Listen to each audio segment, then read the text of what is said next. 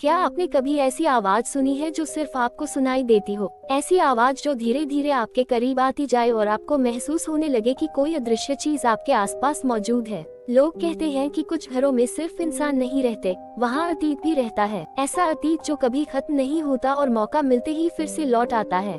बचपन में दादी मुझे एक कहानी सुनाया करती थी। वो कहती थी कि अगर किसी घर में बहुत बड़ा अन्याय हुआ हो तो उस घर की दीवारें भी उस दर्द को अपने अंदर कैद कर लेती हैं। तब मुझे उनकी बातें सिर्फ डरावनी कहानियां लगती थी, लेकिन जिस दिन मैं और शुभम अपने नए बंगले में रहने आए, उस दिन मुझे एहसास हुआ कि कुछ कहानियां सच भी होती हैं। नीति और शुभम शादी के बाद अपनी नई जिंदगी शुरू करने के लिए शहर से दूर बने एक बड़े और खूबसूरत बंगले में रहने आए थे।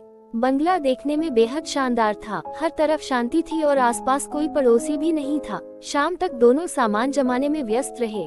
रात को खाना खाने के बाद जब वे सोने गए तो नीति को अजीब सा एहसास होने लगा। उसे बार बार लग रहा था जैसे कोई उसे देख रहा हो। उसने कई बार कमरे के चारों तरफ नजर दौड़ाई, लेकिन वहाँ कोई नहीं था। आधी रात के करीब अचानक ऊपर वाली मंजिल से किसी के चलने की आवाज आने लगी। ऐसा लग रहा था जैसे कोई भारी कदमों से धीरे धीरे चल रहा हो। नीति की आंख खुल गई। उसने शुभम को जगाने की कोशिश की, लेकिन शुभम गहरी नींद में था। तभी आवाज बंद हो गई और पूरा घर एकदम शांत हो गया। नीति ने राहत की सांस ली, लेकिन तभी उसके कानों में एक बच्चे की हंसी गूंज उठी। वह आवाज इतनी साफ थी कि जैसे कोई बच्चा उसके कमरे के बाहर खड़ा हो। डर के मारे उसका गला सूख गया। उसने तुरंत लाइट ऑन कर दी, लेकिन बाहर कोई नहीं था। अगली सुबह नीति ने यह बात शुभम को बताई, लेकिन उसने हंसकर बात टाल दी। दिन बीत गया। शाम को शुभम किसी काम से शहर चला गया और नीति घर में अकेली रह गई। रात होते ही घर का माहौल फिर बदलने लगा। अचानक पूरे घर की बिजली चली गई। बाहर मौसम भी खराब हो चुका था। तेज हवाएं चल रही थी और बादल गरज रहे थे। नीति मोमबत्ती लेकर ड्राइंग रूम में पहुंची। तभी उसकी नजर सीढ़ियों पर गई। ऊपर अंधेरे में उसे लगा जैसे कोई छोटा बच्चा खड़ा उसे देख रहा हो।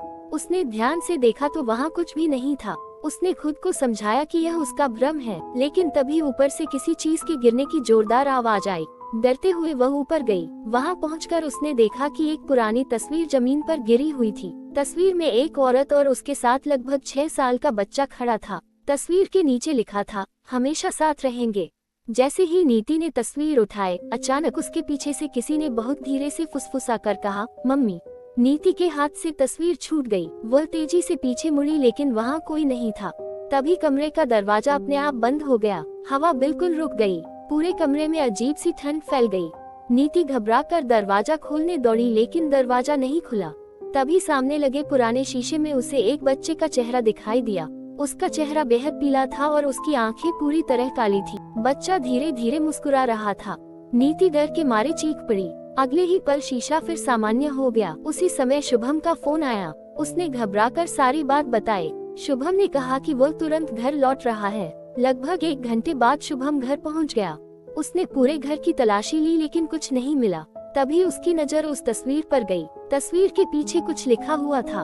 उस पर लिखा था कि कई साल पहले इसी घर में रहने वाली एक महिला और उसका बेटा रहस्यमय परिस्थितियों में मारे गए थे।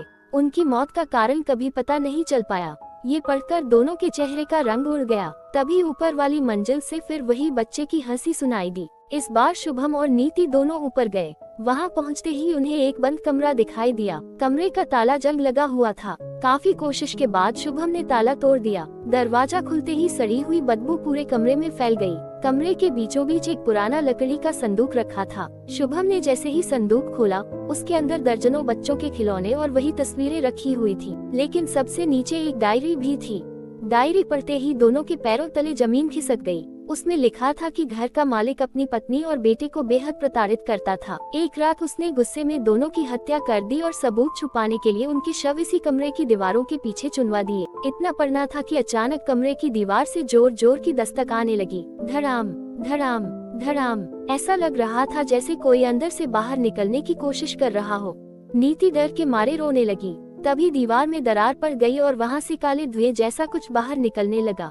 धुएं के बीच वही औरत और उसका बच्चा दिखाई दिए। उनकी आंखों में दर्द था, लेकिन इस बार उनके चेहरे पर गुस्सा नहीं था, मानो वे सिर्फ अपना सच दुनिया के सामने लाना चाहते हों। कुछ ही क्षण बाद पूरा कमरा तेज रोशनी से भर गया। दस्तक बंद हो गई, ठंड खत्म हो गई और फिर वो औरत और बच्चा धीरे धीरे गायब हो गए। अगले दिन पुलिस को बुलाया गया। दीवार तोड़ने पर वहाँ से इंसानी कंकाल मिले। वर्षों पुराना रहस्य आखिर सामने आ चुका था।